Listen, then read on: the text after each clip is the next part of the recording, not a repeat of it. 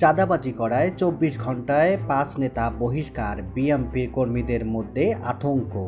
সাম্প্রতিক সময়ে টঙ্গী গাজীপুর মহানগর বিএনপির নিজ দলের নেতাকর্মীদের চাঁদাবাজি, ঝুট ব্যবসার দখল, ককটেল বিস্ফোরণের আহত ও শৃঙ্খলা ভঙ্গের অভিযোগে ২৪ ঘন্টায় ব্যবধানে ৫ বিএনপি নেতাকে দল থেকে বহিষ্কার করা হয়েছে।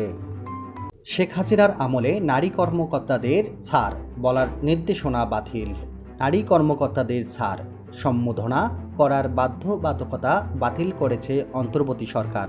বৃহস্পতিবার ১০ জুলাই উপদেষ্টা পরিষদের বৈঠকে বিষয়টি আনুষ্ঠানিকভাবে বাতিলের ঘোষণা করা হয়। একই সঙ্গে হাসিনা সরকারের সময় জারি করা প্রোটোকল নির্দেশনা পর্যালোচনার সিদ্ধান্ত হয়। শেখ হাসিনা আমলে সরকারি চাকরিজীবী নারীদের যে সুযোগ সুবিধা দেওয়া হয়েছিল তা বাতিল করা হলো।